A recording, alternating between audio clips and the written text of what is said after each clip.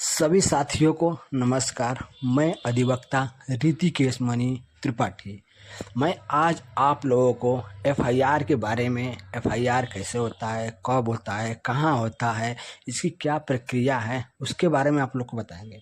FIR भारतीय नागरिक सुरक्षा संहिता 2023 की धारा 173 में एफआईआर के बारे में बात करता है, जो फर्स्ट इंफॉर्मेशन रिपोर्ट अर्थात प्रथम सूचना रिपोर्ट के नाम से जाना जाता है। 173 क्लास 1 बात करता है एफआईआर के बारे में, जिससे संज्ञेय अपराध के बारे में बात करता है। संज्ञेय अपराध क्या होता है? जो 3 साल से अधिक का जो मामला होता है, जिसमें एफआईआर दर्ज करने की बात करता है। और भारतीय नागरिक सुरक्षा संहिता 2023 की धारा 173 कहता है कि जब किसी भी व्यक्ति के साथ कोई भी अपराध होता है तो वह इसमें हत्या, रेप, बलात्कार, लूट, अपहरण आदि अपराध होते हैं, तो उस व्यक्ति को जिसके ऊपर होते हैं वह व्यक्ति संबंधित थाने में एफआईआर दर्ज करने के लिए एक लिखित रूप में आवेदन दे सकता है, या मौखिक रूप में भी आवेदन दे सकता है, या वह एक इलेक्ट्रॉनिक माध्यम से भी सूचना दे सकता है।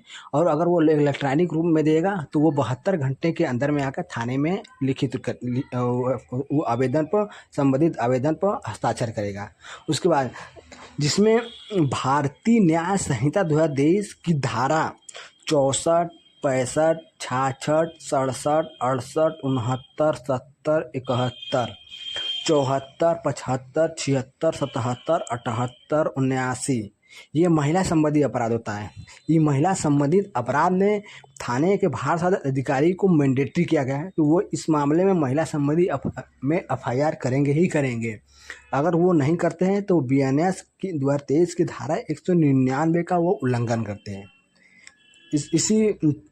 इसी एफआईआर दर्ज करने से संबंधित इसमें माननीय उच्चतम न्यायालय के द्वारा एक आदेश पारित किया गया, जिस केस का नाम है ललिता कुमारी versus state of Uttar Pradesh. यह 2014 का मामला है, जिसमें माननीय उच्चतम न्यायालय ने बोला है कि अगर थाने के भार साधक अधिकारी को संज्ञेय अपराध की सूचना दी जाती है तो वह किनारे एफआईआर दर्ज करने के लिए बाउंड है।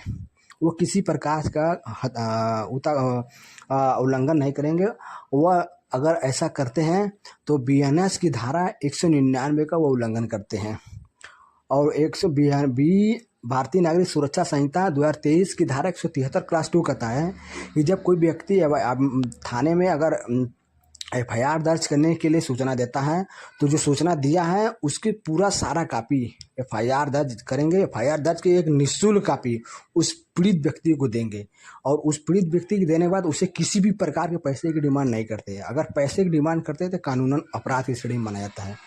क्लास 3 कहता है कि जब किसी थाने के भार साधक अधिकारी को अगर सूचना दी जाती है, अगर थाने के भार साधक अधिकारी को लगता है कि नहीं ये जो अपराध है ये मनगढ़ंत कहानी है, ये अपराध हुआ ही नहीं है, या थोड़ा छोटा मोटा अपराध है, तो अगर थाने के भार साधक अधिकारी को थोड़ी भी डाउट होता है तो वह अपने जो अधीनस्थ अधिकारी है पहले उनको अन्वेषण करने के लिए आदेशित करेंगे। अन्वेषण करने के 14 दिन के बाद वो एफआईआर दर्ज करने के आदेश दे सकते हैं। अगर वह उनको लगता है कि नहीं प्रथम दृष्टया अपराध है तो तुरंत एफआईआर किनारे अपने सब ऑर्डिनेट अधिकारी के द्वारा करवाए जाते हैं, और उसका करवा कर उनको एक प्रति उनको निःशुल्क दे दी जाती है। क्लास 4 कहता है कि अगर मान लीजिए थाने के भार साधक अधिकारी को अगर आप सूचना देते हैं, अगर थाना का भार साधक अधिकारी एफआईआर करने से मना कर देता है तो आपके पास क्या रेमेडी होगी।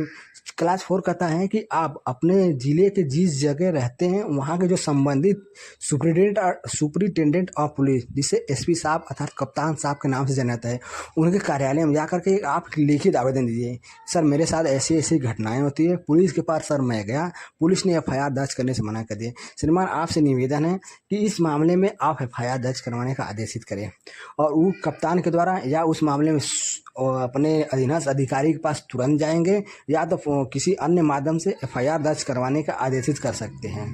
अगर मान लीजिए एसपी साहब के पास भी गए, एसपी साहब अगर वो एफआईआर दर्ज करने से इनकार कर देते हैं तो क्या करें। तो आपके पास एक बहुत ही और अच्छा मौका है, जो भारतीय संविधान के प्रावधान के अनुसार एक संवैधानिक न्यायालय है। अगर आप अपने आसपास के एक अधिवक्ता महोदय से मिलिए, उन अधिवक्ता महोदय के सारी घटनाओं को इन्फॉर्मेशन दीजिए कि सर मेरे साथ ऐसा ऐसा घटनाएं हुई, वो उन घटनाओं को किनारे पूरे एक लिखित रूप में एक किनारे एक दरखास्त तैयार करेंगे, एक आवेदन तैयार करेंगे। वो आवेदन को अब जिस जनपद में आप रहते हैं वहाँ के एक सेशन कोर्ट है, उस सेशन कोर्ट में जज साहब को एफआईआर दर्ज करने के लिए आवेदन करेंगे और वह आवेदन माननीय जज उसको पढ़ देखते हैं। अगर माननीय जज को लगता है कि नहीं ये एफआईआर दर्ज करवाना मैंडेटरी है तो तुरंत संबंधित किनारे एसपी साहब को या तो संबंधित जो थाना होता है उनको एफआईआर दर्ज करने के लिए आदेशित कर देते हैं। यह प्रक्रिया होती है एफआईआर दर्ज करने की। अगर आपके साथ अन्य प्रकार की कोई कानूनी सलाह चाहते हैं, अन्य प्रकार की लीगल एडवाइस चाहते हैं तो आप मेरे चैनल को लाइक, शेयर और सब्सक्राइब अवश्य करें।